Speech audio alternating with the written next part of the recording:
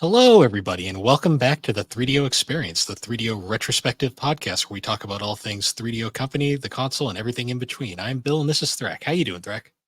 Oh, I'm doing pretty all right, Bill. How are you? I'm doing pretty good. It's another wonderful work week. We've got a Memorial Day weekend coming up, and it's the greatest weekend in auto racing. So I'm pretty excited. That's good. That's good. I have some potential new jobs on the horizon. Nice. I'm starting to hear back from the job center I've been working with about some potential new positions. So hopefully, sometime this week or even next week, I may be finally making some steps to get out of the current hellhole that I work in. So that's always good. As I don't know if I mentioned it last week, but I got an original Xbox, an OG one. In fact, here's my a honker of a Duke controller. This thing is fucking massive. What the hell? It's the dumbest controller ever, but I love it. It's not the worst controller I've ever used, but like the S controller it came with, the sticks are kind of drifting and kind of wonky. So I ordered a fresh S or a fresher S, which will be coming hopefully the next couple days. And I've just been collecting games for it. I got one of the Army Men games for it, Sarge's War. So that'd be a good one to do at some point. Um, and yeah, OG Xbox collecting is genuinely fantastic. Like you go to any retro store and look through their stuff, and they'll be lucky to find a game above like 30, maybe $40 at most. Yeah. Which is honestly fantastic considering retro gaming, especially the collecting side, has just gotten so bad. Oh, yeah. Basically since COVID or even slightly before it. But the OG Xbox has stayed, with the exception of a handful of games, has stayed relatively down there in value, which is fantastic. Like the other day, I grabbed a stack of stuff and I paid like $1 for, I think it was Madden 07, which is a good game. I think it was one of the few good Maddens during that era. And they had one OG Xbox game behind like the glass case, and it was $30. It was Evil Dead's Fistful of Boomstick.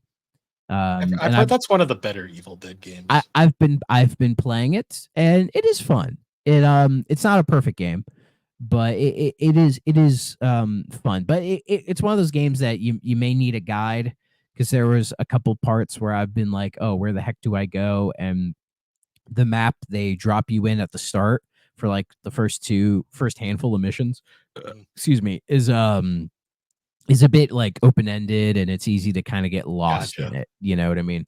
But yeah, it's an interesting game. I played a lot of I think it was Regeneration on the PS2, which is also on the Xbox, and that's the one where they're like, oh, let's give Ash like a Joe Pesci half Deadite sidekick and have them banter, and that's more of like a traditional kind of like action adventure type of game, whereas this feels more like a slightly non-linear hack and slash kind of thing.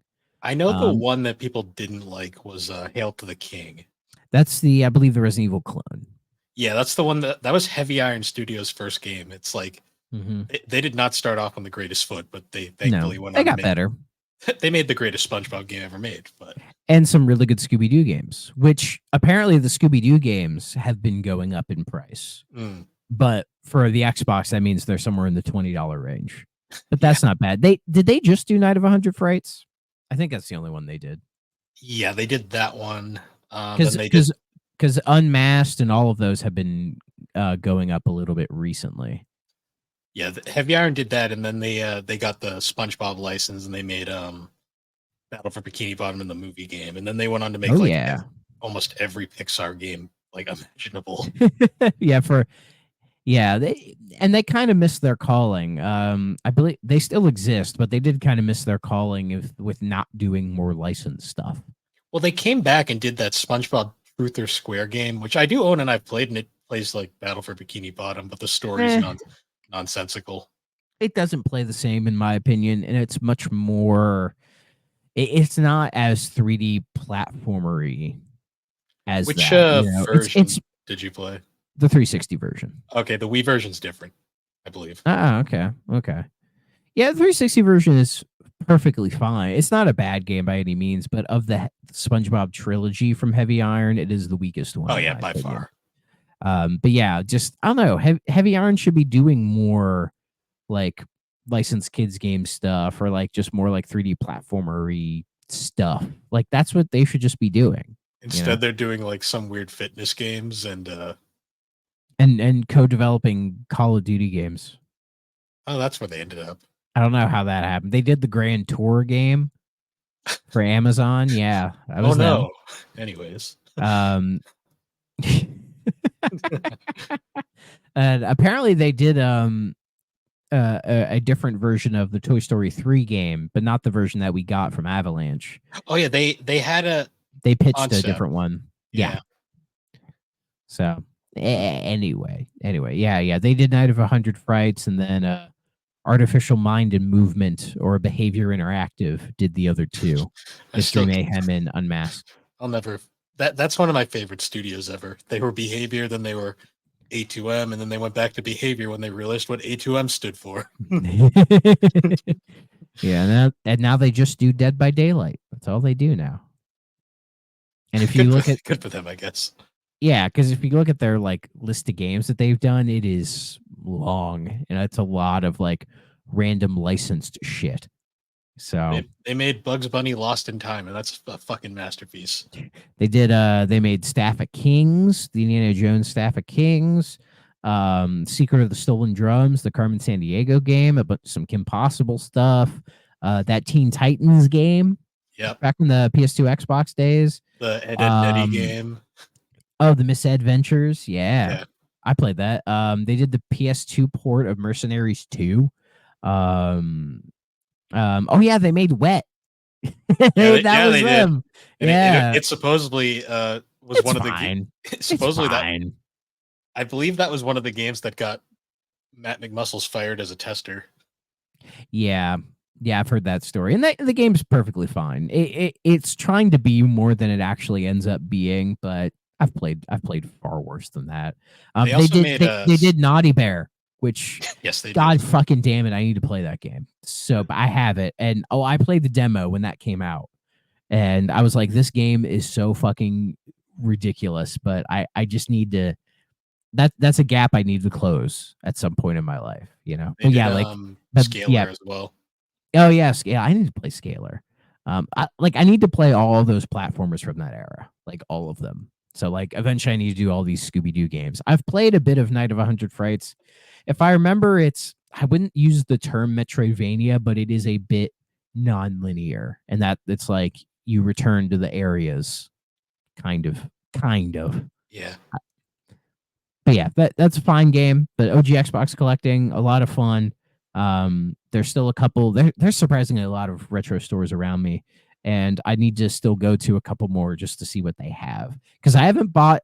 There's only one game I bought online, and that was because Macari gave me a $20 off coupon for using the app. So I bought a pricier one. Predator Concrete Jungle has become pricey, so nice. I used the $20 off to get a good deal for it. It still hasn't shipped yet, but so speaking of game collecting, I finally ended my game collecting break. So you got some money, so let's spend it. I didn't spend much. When I saw your stack. It wasn't nothing there seemed too bad. It was so I was mostly looking for racing games, which I got Sega Rally Revo, which I've heard really good things about. The one on PS3 and a couple other smaller ones. I found Test Drive Unlimited on PSP. I'm really curious how it plays on that.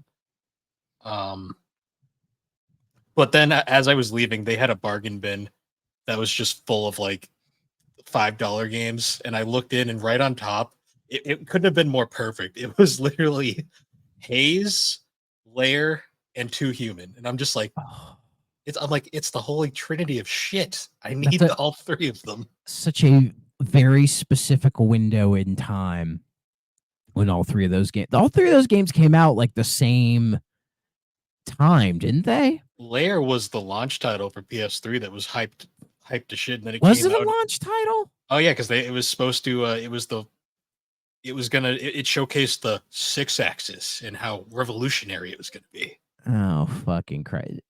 It came out August 31st, 2007. Oh, I think the PS3 came out. It was probably showcased at the same time. It was definitely early because I know all the like advertising had Layer in it.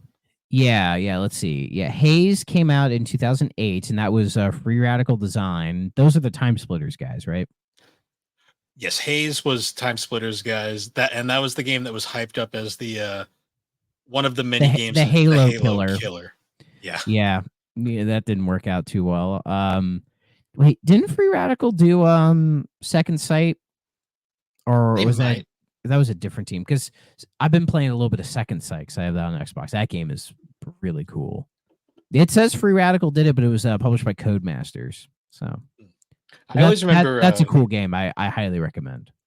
See, I always remember Haze because like they got like Corn to like advertise it for some reason.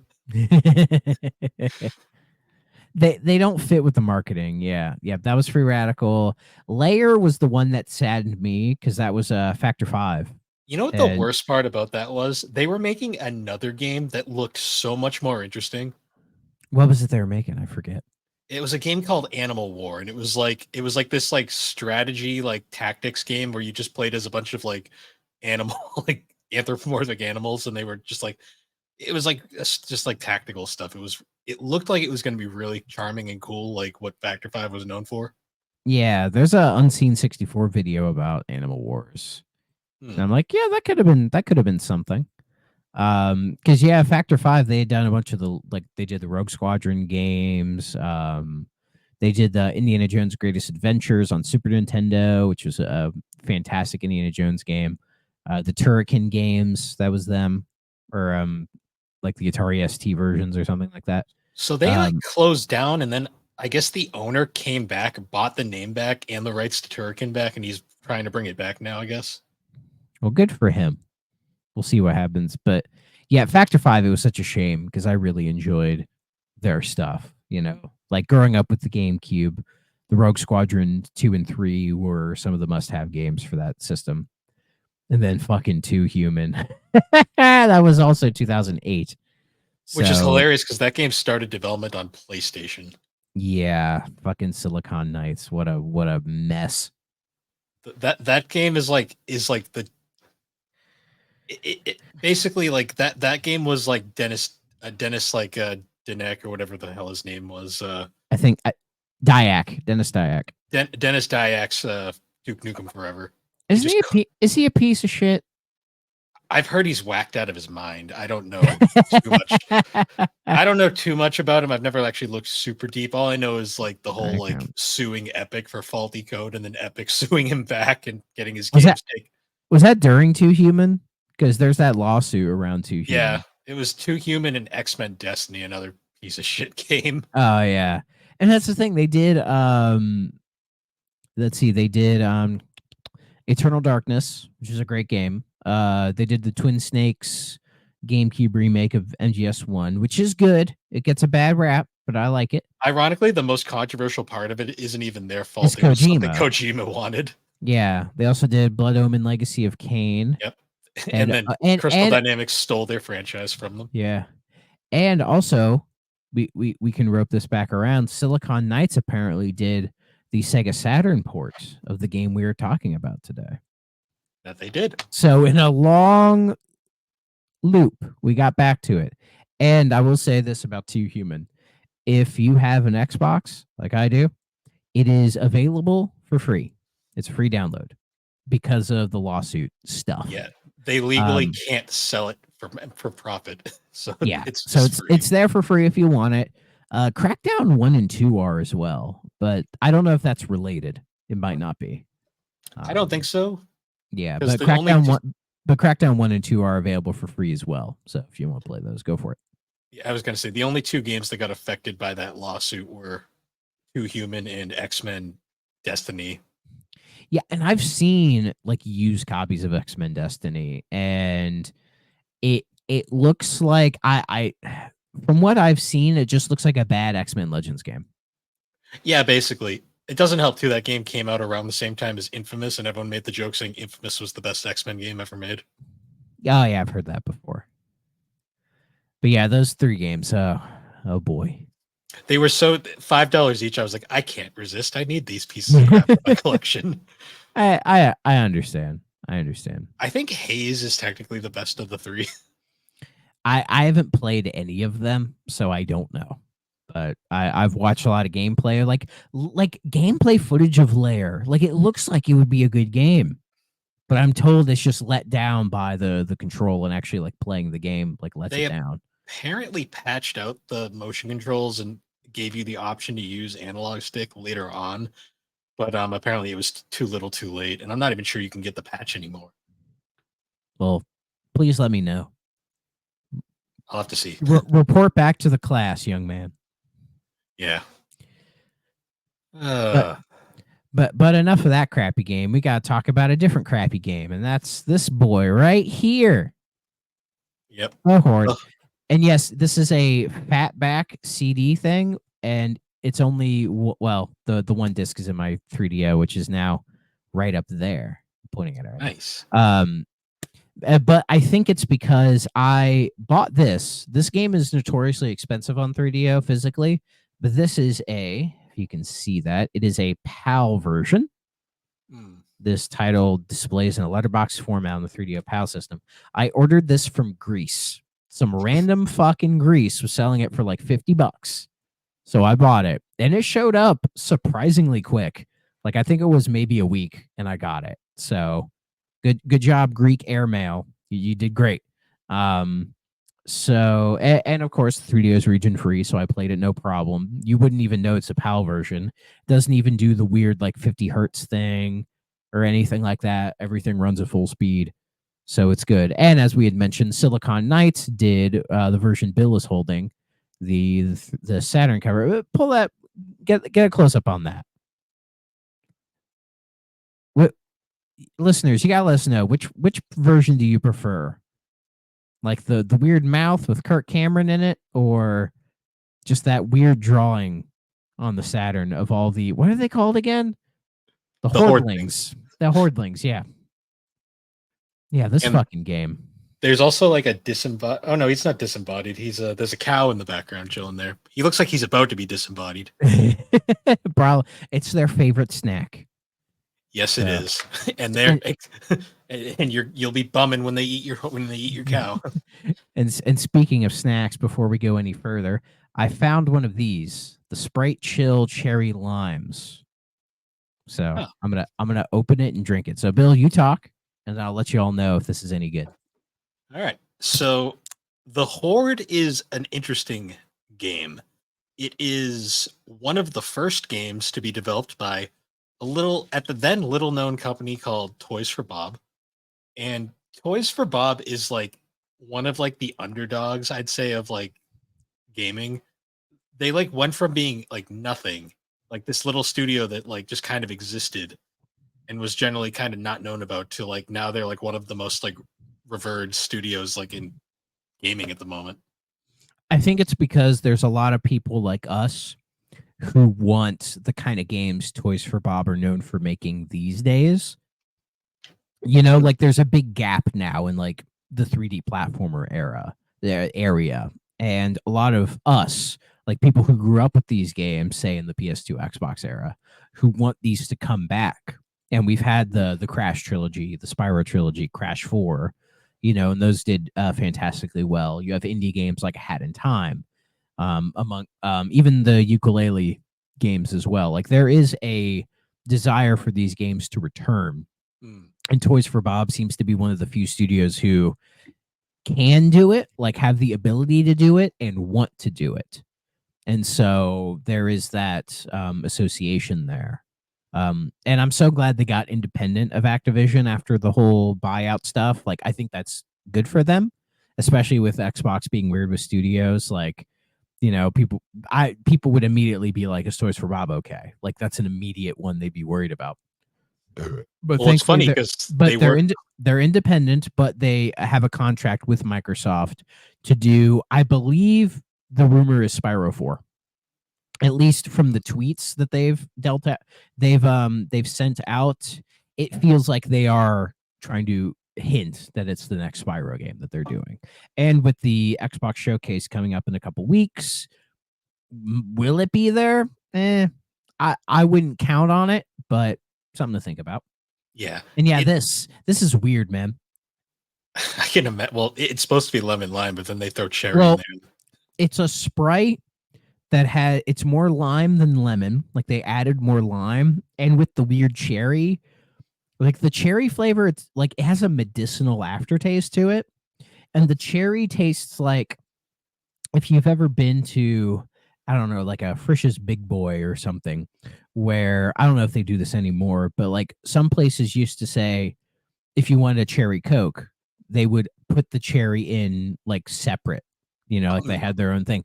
That's what the cherry tastes like in here. Like somebody put cherry into it, like it's there are things about it I like more than a traditional Sprite, but I wouldn't take it over a regular Sprite. Sprite is the best of these like lemon lime sodas. Yeah. As Alex would say, fuck that starry shit. Starry's okay. It's better than Sierra Mist. Yeah. That's just Alex being but it's no 7-Up. 7-Up is good. I forgot about 7-Up. Wow. It's a very old man kind of drink, but 7-Up has its own quality to it. But I think Sprite has that nice balance of like the lemon lime flavor and the crispness and everything without any like weird aftertastes or anything. Like Sprite is like the best one, So yeah. What is this, Thrax soda reviews? It is now.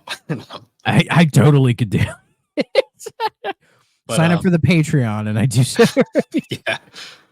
So going back to Toys for Bob real quick, though, I actually kind of parallel them with Avalanche Software in a lot of ways.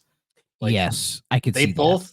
They both literally suffered the same fate and resurrection where they were both literally closed by their owner and just to like reappear like a month later, like completely independent.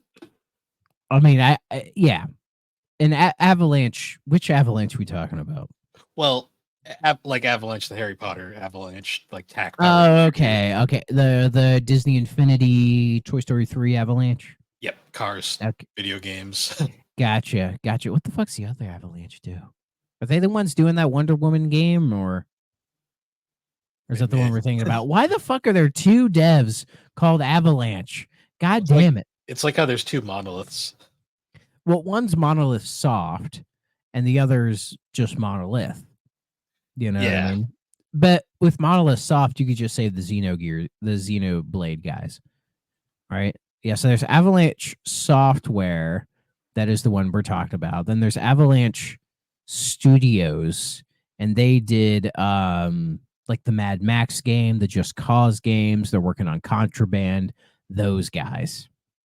Very different studios. It's like how there was like 3 different like studios named Climax for a while there that were all kind of related, but were different studios technically. Yeah, I think I remember reading about that. It's so fucking weird. But yeah, Toys for Bob, you can't mix them up. Nah. What's weird about Toys for Bob was they were kind of like this like unknown entity for like the early part of their career. Like a lot of their games that they are known for, we'll probably get into it more because we'll definitely probably talk about Toys for Bob in depth in another episode. A lot of their early games, like they didn't even really get credited for.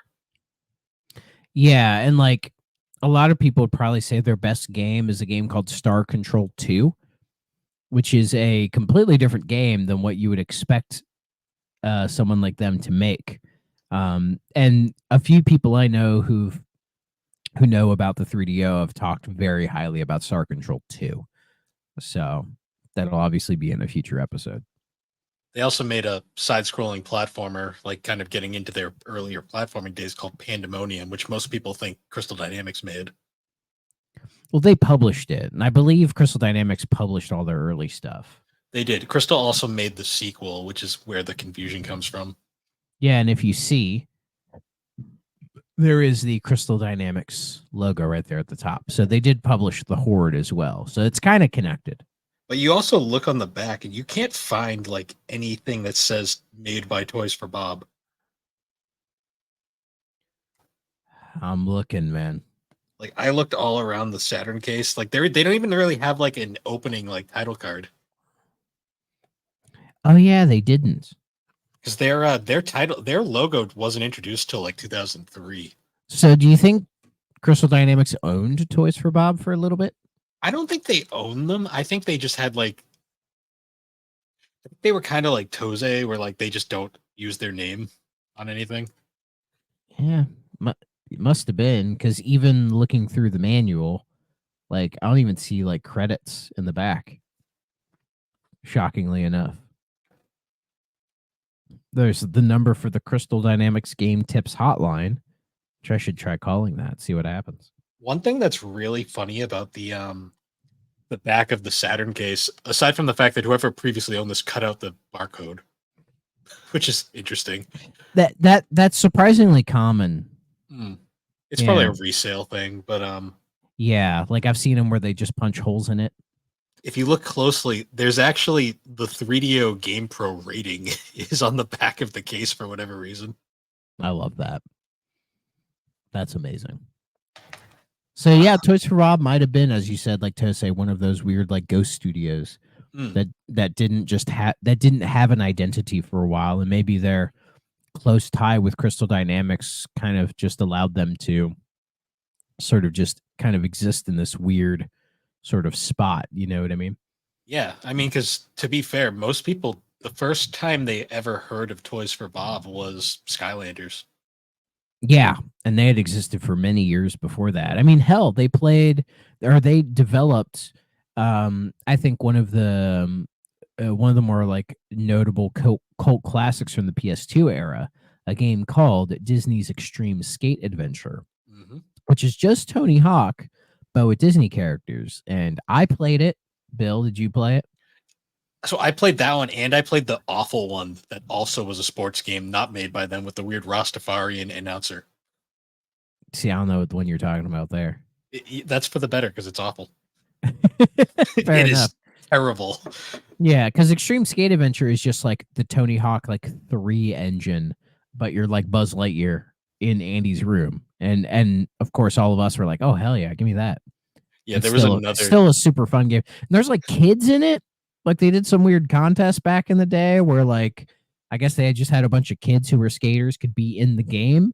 And so when it's like, oh, you could be, do you want to be Woody or Simba, or do you want to be like Sarah? Well, who the fuck is Sarah? You know, I wonder where those kids are now. Yeah, they're hanging out with the Station Invasion kids. There has to be a YouTube video of like one of those kids making a YouTube video about their involvement in the game, right? There has to be by now. You'd hope, but you never know. Yeah. Things. Come on. Please, somebody, let me know. Yeah. So yeah, Toys for Bob. Great fucking studio. We love them. We love Toys for Bob. We'll go deeper into them in their own episode at some point because they are a 3DO tangential studio. And they're very important to the history of gaming. So we'll definitely get back to Toys for Bob at another point. Absolutely. But for now, let's talk about one of their earliest games, the Horde. The Horde. Released a infamous game for the system, wouldn't you say? It's one of the most well-known, but is it well-known for good reasons or bad reasons? That's the thing I've always wondered. Well, keep listening, kids. So this game came out in 1994 on 3DO originally and was later ported to DOS. What a good year that year. Yeah. I wasn't alive. I became alive. I was conceived. There's that. It was conceived probably 93. I do. And this game also came out on the FM Towns Marty.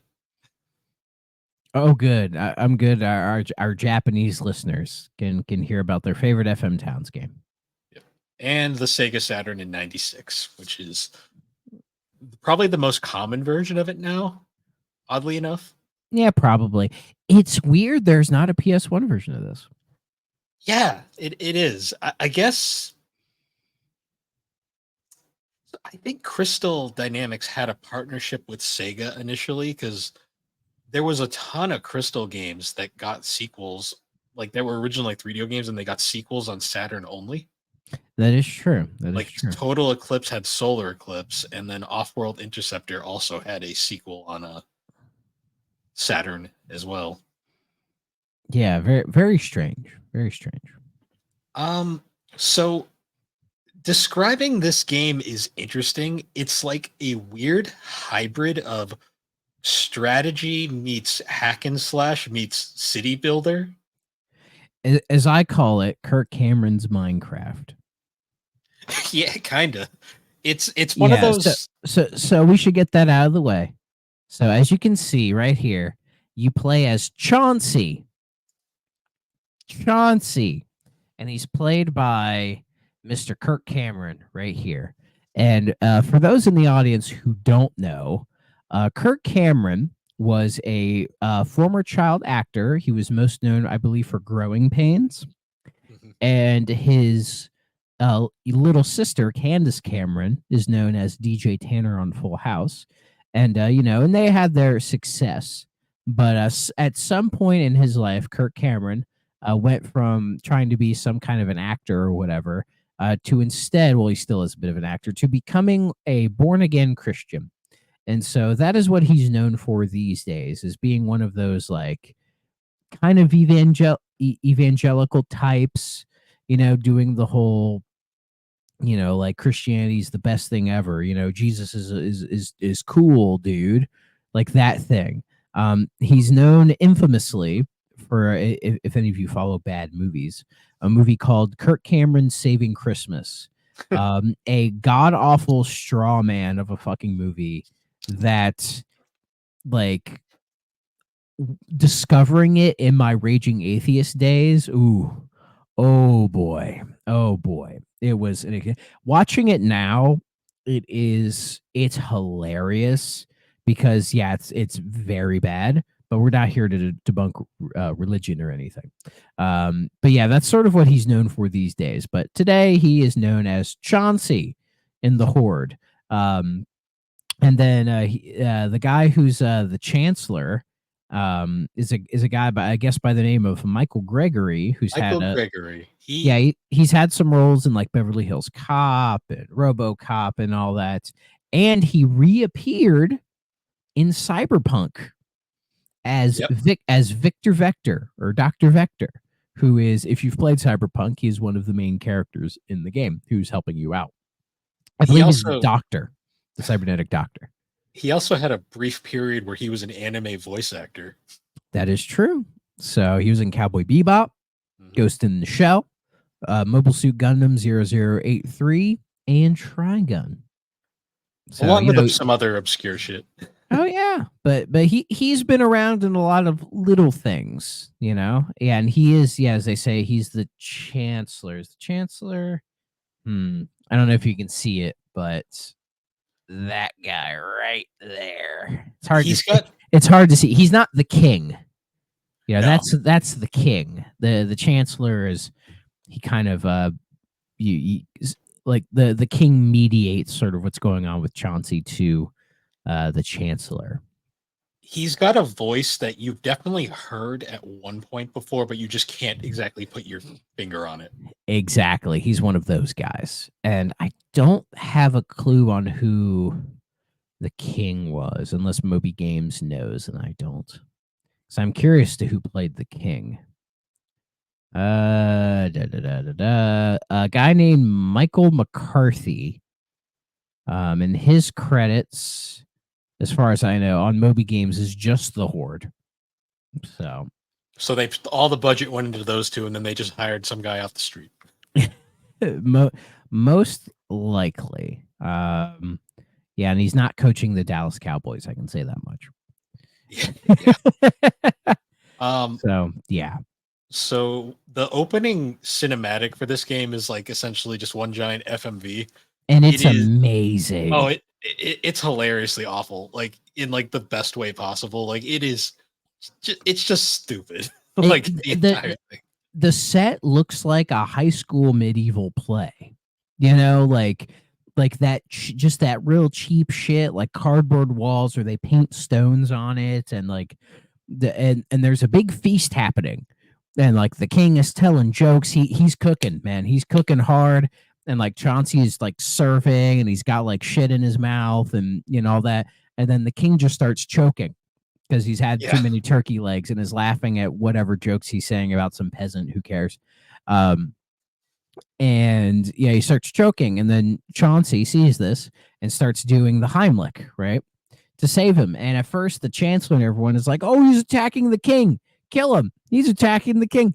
And but Chauncey saves him just in time for them to like peel him off, and it looks like they're literally about to stab him. And then the king's like, "What the hell? He saved my life! What do you mean? He's not trying to kill me." And as his reward, he gets a chunk of land to tend after. But that land is being constantly raided like once a season by the main enemies in the game known as the Hordelings. These weird little red creatures that just eat everything. I don't know. They're evil, man.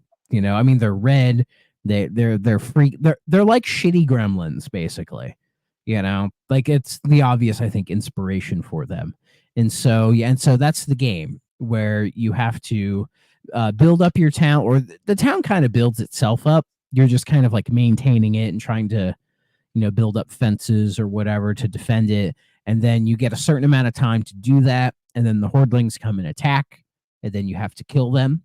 And then when you kill them, you sort of, you get tokens for like how many crops you still have. And basically, you build up your currency kind of thing. And then you just keep repeating that process. As far as I know, it's ad nauseum. There might be an endpoint in the game, but I didn't play it that far. Remember, though, you need to make money because you have to pay your taxes. Yeah, every year, because you get 4 seasons for every year, and the taxes keep going up, and they always give you some bullshit excuse. So, but to be fair, your money increases as the taxes go, and you always know how much you have to pay. Mm-hmm. So it's never like thrust upon you. You always know it, so you can keep track of it with your finances, because the further you get, the more money you have. And at the end of every year, you can buy upgrades for stuff, which is really nice. And you'll occasionally get some extra cutscenes and all this other stuff. And if anything, it feels like a tower defense game. It's weird. It's like tower defense, but it like the hack and slash elements. It feels like it reminds me of The Sims too. Sim City, I should say, to a degree. Yeah, a little bit. It has like a Sim City thing, a tower defense. I jokingly threw Minecraft in there because it's like after a certain amount of time, like the monsters come and you have to fend them off. Like you're building up your settlement, like basically Minecraft survival mode. Original Minecraft. Yeah, it's like this weird hybrid where it's trying to do a lot of different things at once. And I think it's very ambitious for what it's trying to do, but I don't think it really sticks the landing. Like I totally get why this game is notable, right? Because it's so like the FMV stuff is so corny that you're not going to forget it. And it's like, is that fucking Kirk Cameron, right? And then you play the game, and his sprite looks nothing like him, which is great. The running animation of the sprite brings me so much joy. It is so fucking goofy looking. It is goofy looking. And he has like a blonde bob haircut or whatever. Yeah, it's just a weird game, man. It is weird, but I don't think it's a good weird.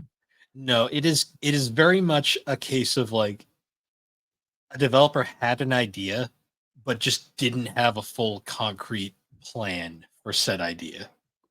Exactly. And there's been times where I've said this game would probably play better on PC for something else. And this is a game that I think parts of it would be better with like a PC interface, like mainly like the strategy building stuff up sections. But that doesn't happen. You don't get a lot of time to really dig into that kind of stuff. And by the time you like feel like you're getting somewhere, it's like, oh, I got to go fight. And like trying to fight the Hordelings with mouse and keyboard probably wouldn't work. It'd probably be okay, but not really what you'd be looking for, I think. Because also the action combat pieces, not good. The combat is not good. No, it's very stiff. Very stiff. for some reason when you hit enemies, you just do a complete whirlwind slash, which I guess is nice in certain circumstances, but if you mash the button too much, he gets dizzy, which is really fucking annoying, especially when they're like eating through your crops and you're just trying to fucking knock them out. And I don't know, man. I don't know about this one. Did you notice that the Hordlings are kind of stupid too? Yeah. Did you see how many times they'll just drown themselves? And I'll be like, good on you guys. Yeah, and I would try to set up like defenses specifically that they would like, because I'm like, oh, they keep spawning in this specific area, so let me set up like the spike pits to try to stop them, and it would work. And but then after a little bit of time, they would change their attack, their plan of attack. So I'd have to try to try to adjust accordingly. So I respect the game for having like a dynamic kind of difficulty in that sense, where it feels like they try to pick out your weak spots and then attack them. Which I think is smart. It's also, I think, procedurally generated, because I think so. Yeah, because every time because there was a couple times I reset it because the controls kind of suck. So I would just be resetting it so I could set things up properly. And every time I would get like a different layout. Yeah. Like also like Minecraft, procedurally generated. Like that's kind of impressive. Like there's a lot of things about this game that I think are really cool. Was Mojang inspired by this game? It could just be me, but I feel like there's enough similarities between the two that I'm like, it might have been in the back of the original creator of Minecraft, that piece of shit. It might have been somewhere in the back of his head that he played it at some point, and maybe he was subconsciously influenced. I'm making that claim. We wouldn't have Minecraft without the Horde. I was about to say, is he from Greece? And then I was like, no, he's Swedish. I think he was like Swedish or something. Yeah, he's Swedish, and unfortunately, a lot of Swedish people have iffy opinions on certain things, but we won't go there. Yeah. Maybe you're right. I don't know. I don't know. It's just a thought I have. So also, if anyone's wondering, graphics wise, it very SimCity 2000s ish, like isometric, kind of like a theme park as well. Like very simple. It looks fine, but it's nothing groundbreaking. Yeah, it doesn't. Unlike say like a theme park, it doesn't really have a distinctive art style. So it just kind of looks like, honestly, it just looks like a run of the mill kind of 90s PC game, which I mean, it is perfectly fine. Like the Hordlings are the most in terms of like art design, like the FMVs are just dripping with personality. Oh yeah. But like the actual game itself just doesn't really measure up to that. Like the menus are incredibly plain. The maps are very, simple. The house designs aren't really that interesting, and you can't really like decorate your area at all because you don't really get enough time to do that, which I think is a drawback. Even though I'm not a big fan for the most part of stuff where it's like, oh, kind of format your city or whatever, right? Like SimCity's fine once in a while. I do like the Roller Coaster Tycoon type of games, but for a game like this where it's like, oh, you're controlling this, it doesn't feel like you're controlling it. It feels like you're just guarding it, which brings me back to the tower defense thing where you don't have a lot of you can't say like, oh, I want the houses to be here, because I'll be like, say, building a border fence, right, and maintaining that, and then a house or a path will just be built like in the path of the fucking fence, and then I have to build around it, which is really annoying. Yep. It's like a game that, like, I could see the idea they had. They didn't commit to anything. I think it comes down to a lack of experience. Yes, because this was only their this genre. Game. Well, specifically in this genre, because I think this was their first game after the 2 Star Control games. Yes. Yeah, and people really praise the Star Control games for being these like big open-ended like space exploration type of games, where you kind of make your own career, I guess, or something like that, right? There's a lot of love for these 2 games for being what they are, and the Horde definitely is them pushing themselves into a different direction, which is commendable. Yes, which I think is a good thing to do.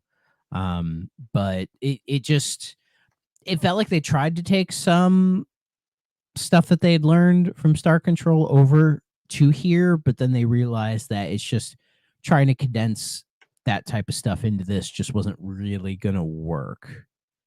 You know what I mean? Yeah.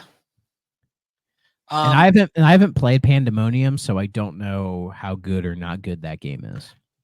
I like it, but that's for another discussion. It has an N-Gage port.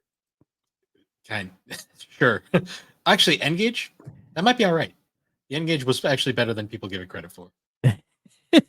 For a second, I was thinking Gamecom. I'm like, ooh, and I was like, no, N-Gage. That's okay. Join us in the future for our N-Gage podcast. I'm still looking for one of those. I don't own one yet. Every once in a while, I glance and I'm like, do I do it? Because I see it. They pop up on eBay more often than you'd think. See, I don't want and then I go, do I? The thing with me is, I don't want the talking taco. I want the redesign model. I mean, I part of me kind of wants both. True. Well, I mean, to start, I want the QD just because it's better. Yeah, I'm told that is a much better model. You don't have to take the battery out to put games in.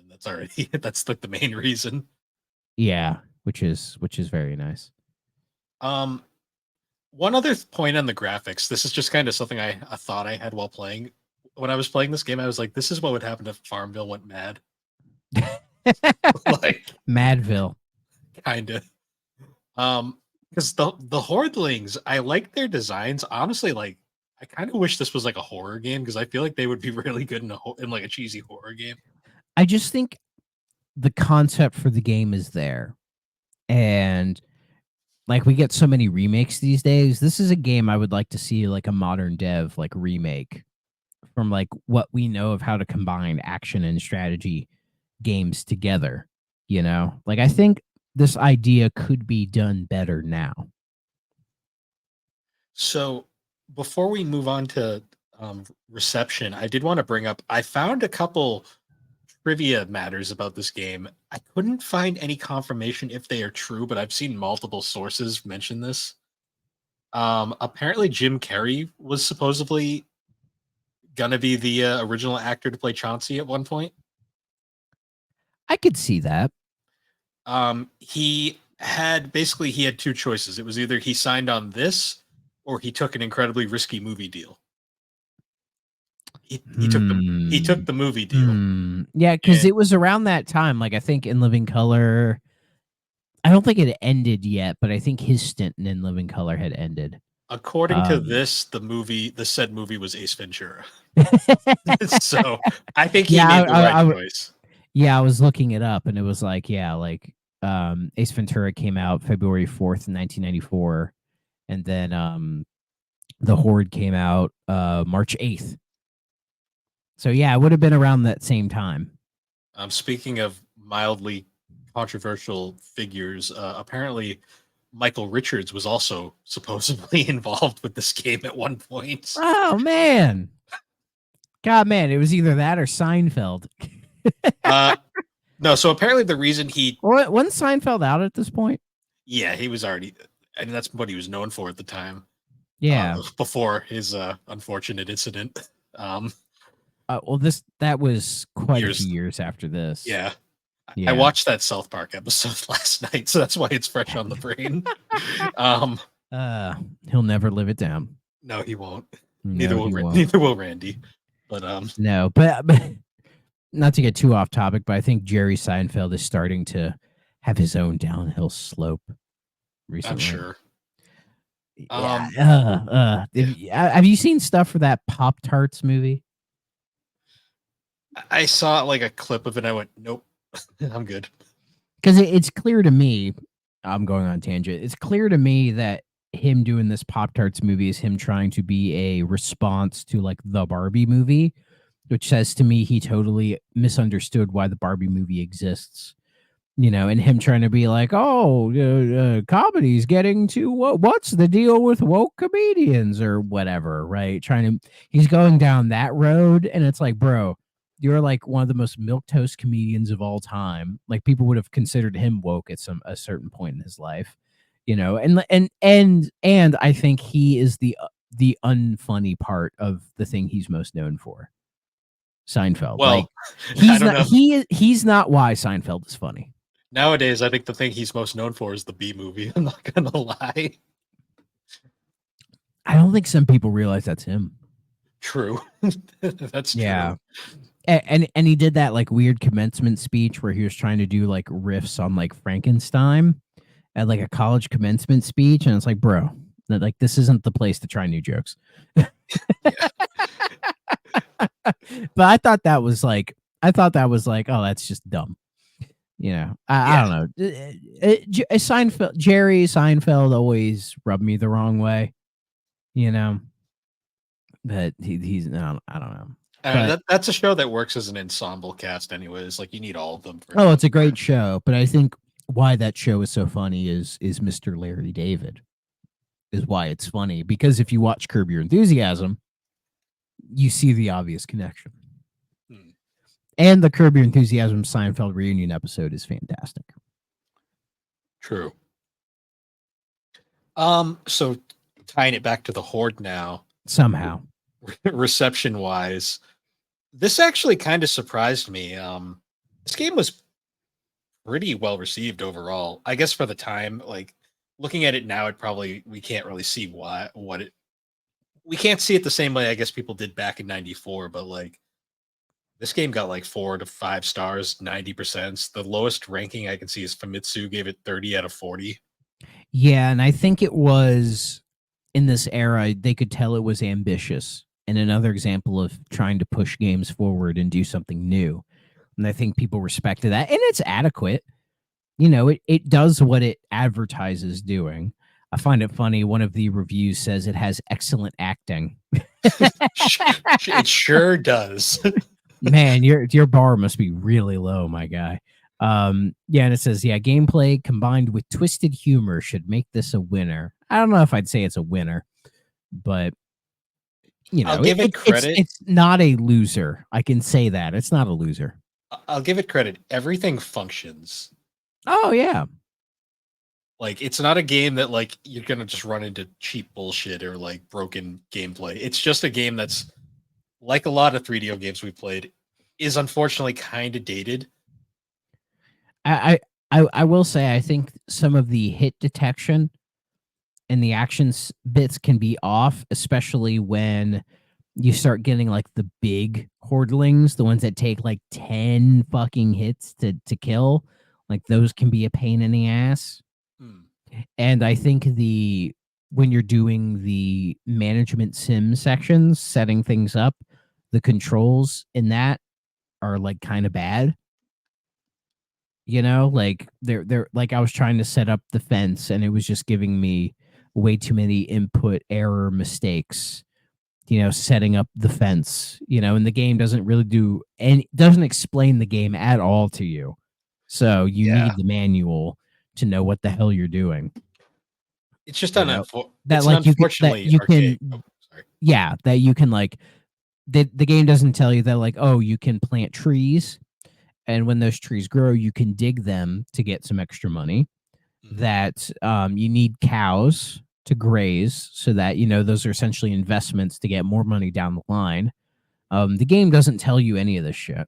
So unless you have the manual, you're not gonna know any of these like little things. And that, like, at the end of every year, you have a chance to get upgrades. Like, you can get extra help in defending against the hordelings. You can upgrade the fence to be more of like a stone wall.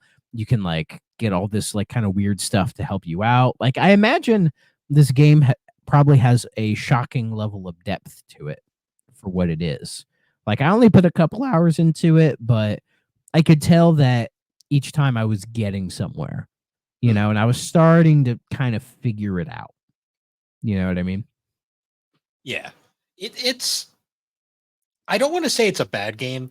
It's just, it's very much one of those just kind of time capsule games where it's like I can see why it was big at the time, but nowadays it's kind of it's just it's no longer what it was. I guess it's like the easiest way to say it. Exactly.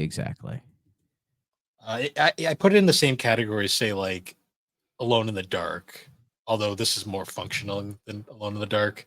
Oh, Or absolutely. what was another one that we gave the similar rating? Hell, I can't remember. Let me look in our archive real quick. I'm actually kind of curious because I know we had another one that we played that we were like, this, I can see why it was good at one point. Oh, Flashback.